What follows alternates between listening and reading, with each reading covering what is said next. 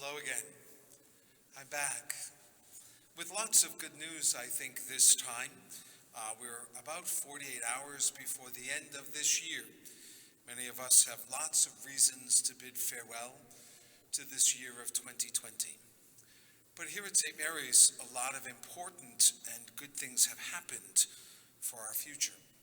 So before the year closes, I want to take a chance to go back and look at what we have done this year because of what you have provided us in the funding of our campaign effort and the things that were accomplished. The very first thing that happened was back in March. They removed our windows, 4 of the precious and magnificent Meyer Munich windows, first established back in 1914. They were removed, covered with brown paper, so that the glaring sun would not bother us during worship, which didn't happen for several months, because within the week after the windows were removed, everything shut down across our state and our country and the world because of the pandemic that we will always refer to as COVID-19. In the meantime, our windows were being worked on, not with the same speed that we had anticipated. They would return not in July, but in September. But nonetheless, during that time, while we were staying home, some people were at work restoring our windows. Stained Glass Resources, based in Hampton, Massachusetts, removed them from here, took them to their studio where they were each taken apart. The glass was cleaned and made new again, and then the pieces were all put back together again with completely new lead, so that they would maintain their original design and shape for another 100 years. And then halfway through our shutdown, we took advantage of not having people in our church and the building being closed to have a company come in and remove all of the asbestos. They started in the basement, and then they moved their way up. They were working between the floors and eventually took out all the asbestos and all of the old heating system of our church, including the former radiators. In order to do that, we also had to remove the pews that were in the upper church. Those along each side of the walls were removed. They were taken apart and taken to the factory that originally manufactured them 40 years ago to be able to sand them, refinish them, and then be able to bring them back at the end of that time. While the pews were gone, we began to work on our heating system. We removed the former wainscoting to get back as close to the original walls as we could, to be able to drill new holes for new pipes and to run wires for our new units. And so this particular slide shows us the original wainscoting. You can see in the light shadow on the wood the outline of the seats of the former pews, and then an indentation where the back of the pew was inserted inside the wainscoting to be able to hold it in place.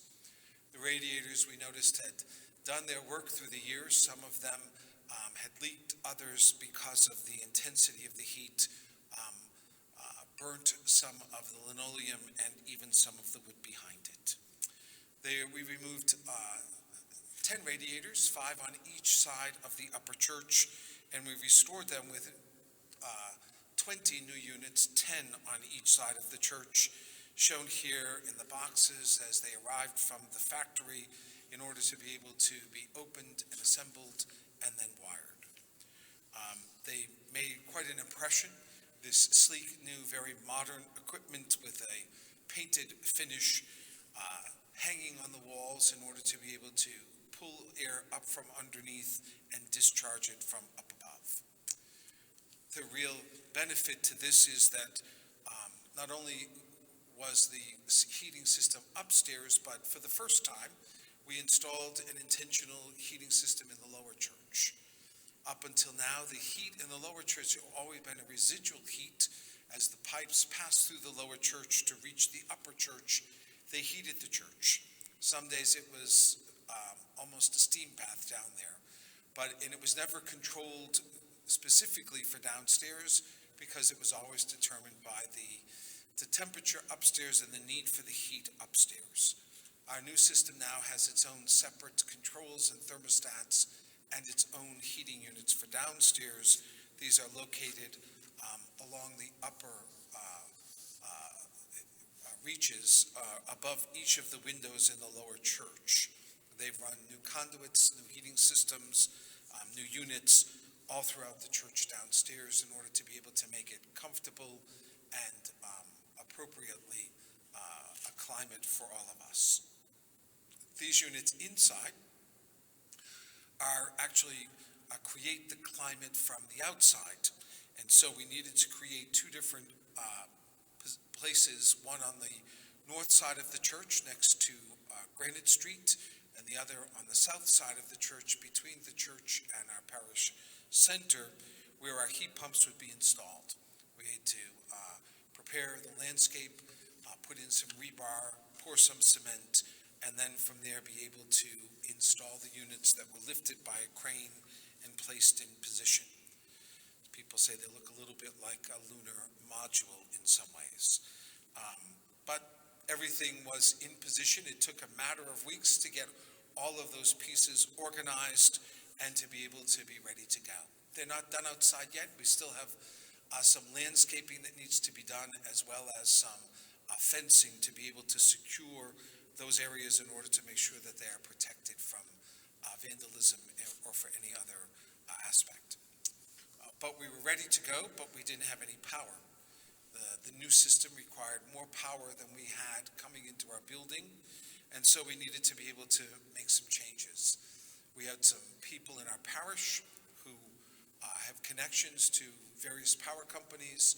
Through their professional contacts, they were able to work with National Grid to be able to bring a new source of power from Sumner Street to our church, and to be able to power this equipment to be able to provide the heat that we need, and eventually in the summer also to be able to air condition the church.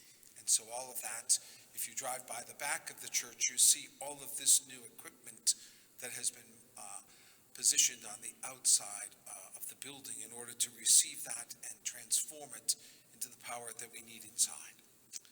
Back inside, we were working on the wainscoting. While the units are somewhat attractive, they're very modern. They don't necessarily fit a church 150 years old. And so the architects designed a wainscoting that would camouflage this modern equipment with a very old world feel. And so custom cabinetry was designed and then manufactured and installed. Little by little, week by week, they came into place so that the panels would be able to restore an old world elegance to our church yet again. Creating a wainscoting that's a little higher than the one that was here, but one also that has a color and a look and feel that matches our choir loft and the other work here that is generations old. While all of this was going on, we were working on our lighting. We're still working on some of that with regard to the interior, but we worked on outside or exterior lighting. We put in some that are controlled by a photocell. So once the sun sets and it is dark outside, the lights come on at every entrance to the church. They stay on throughout the night until the sun rises in the morning, and then that daylight turns the lights off automatically. And so we've been able to recognize that as we do this, we're able to appreciate that there's still some lighting that needs to be done inside, some part of the electrical system. One of the things we're waiting for is a lift that will be brought into the church to be able to install the fire alarm, sensors, as well as the lighting in the ceiling of the church that needs to be installed from this side and to lift somebody from the floor to the ceiling. Some of the fixtures were needed to be back ordered, and rather than bring the lift in twice, we've waited. Work finished early so that they can be back again now. They're planning to come in the week of January 11th to finish the work in the upper church. You'll notice a difference in the lighting as well as in the security of our fire alarm, and then that work will be done, all of which has been done in the vicinity of about $300,000 to bring us to much more modern and efficient lighting, as well as making our church brighter, being able to be more visible. Somebody mentions that when you say Mass, I can never really see your face in the sanctuary. Not a bad thing in my opinion, but I understand why people would want to see the faces of the people that are ministering. Hopefully when we finish this by the end of the middle of February, we'll be able to see a much brighter church, and we'll be able to appreciate how safe our church will be for everyone. While we were doing this, other things also happened. We looked to be able to change the handicap entrance from the ramp that has been installed for 40 years on the Granite Street side, because the side door is not wide enough to accommodate a wheelchair, and therefore we can't make that fully handicap accessible and code compliant with an electric opener. So we moved that designation to the connector, the glass doors between the parish center and the church. The town, over the course of the fall, installed new curbing so that that can be accessible, and now we're just waiting for the money to be able to install the electric opener and be able to make that a possibility and availability. In the meantime, the state had given us a security grant, given a lot of the threats to houses of worship and terrorism, domestic terrorism. They realized that churches can be a target for some people, and so they made a grant available. We applied, we received some funding, and so that was able to provide for $17,000 upgrading our access with a digital access so that we can limit people's access, provide greater access, but not have to be able to change keys and locks as we go forward. So we've had quite a year, and now our photos will show us on the slides some of what has been the work that's been done in our appearance. And so the first thing, of course, that really was finished was the windows. They came back in the beginning of September. They've been reinstalled. The donors of our most recent campaign have their names now included in the windows that were restored. And so all of those windows were done at just under $100,000. The removal of the asbestos, the second project that was done, came at about $45,000. The windows, of course, have brought great beauty. Their original luster and clarity truly shows their magnificence in our church, especially on a sunny day. They seem to sparkle and to shine and are a true jewel to our parish. The removal of our old heating system, the wainscoting, the installation of the new heating system, the refinishing of the pews, and the installation of new wainscoting has also been done. The heating system cost us just over $400,000, and the woodworking for the pews and the wainscoting cost us another $75,000 or less. So right now, if you come to church, you'll notice that the pews are every other pew. Part of that is, again, I mentioned that we have to bring a lift in.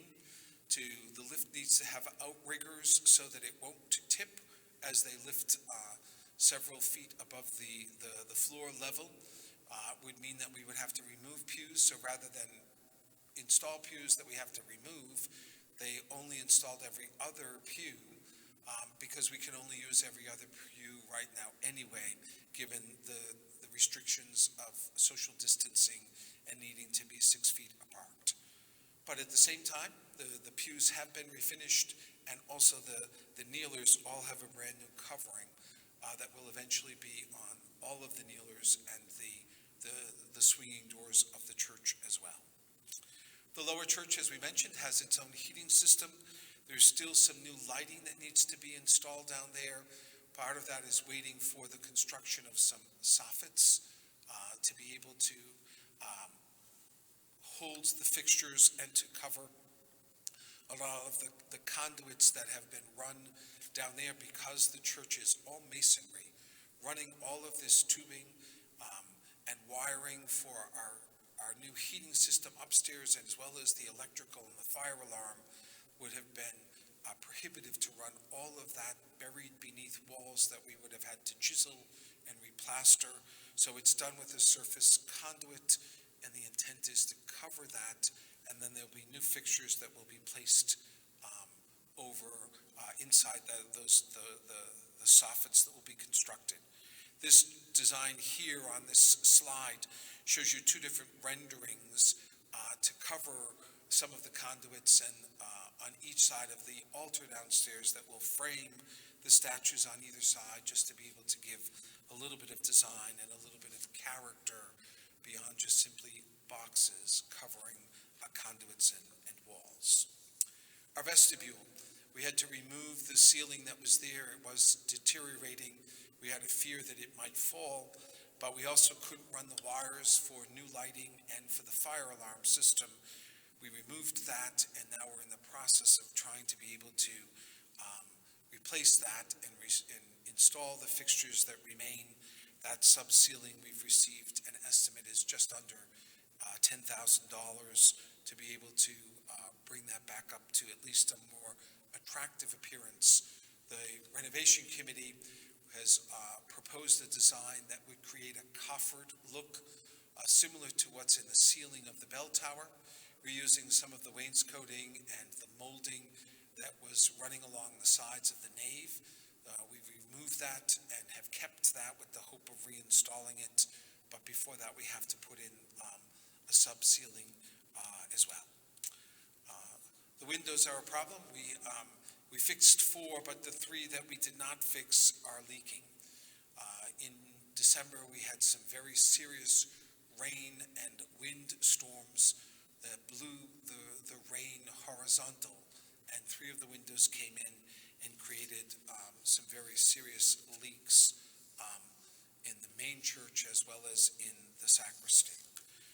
So we need to look at that.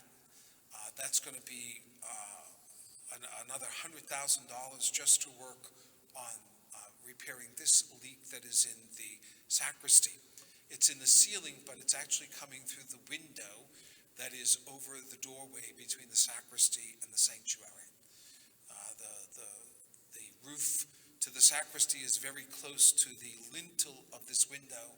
We believe that snow and ice after 100 years have caused some serious rotting to the window frame. Because the window frames are all wooden, we need to match that to make it fit with the rest of the church. They would have recommended that we look at Honduran mahogany, and so the 2 windows that need to be replaced are going to cost $55,000 just for the frames. The work on the windows, the staging, and the installation will cost us another $42,000 to be able to complete that. And then once we fix that problem, we can look at trying to be able to repair the ceiling and the plaster that is falling over the doorway that everybody goes in and out of to access the sanctuary. So we have things that we need to do before we're really going to be able to paint, because the building is not as secure in its envelope as we thought it was.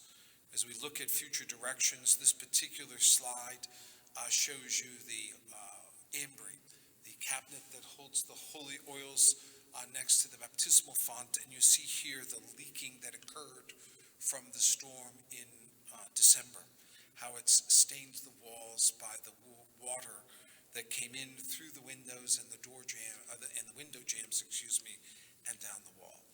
So we have to look at how we're going to be able to do that and where we're going to be able to go from there.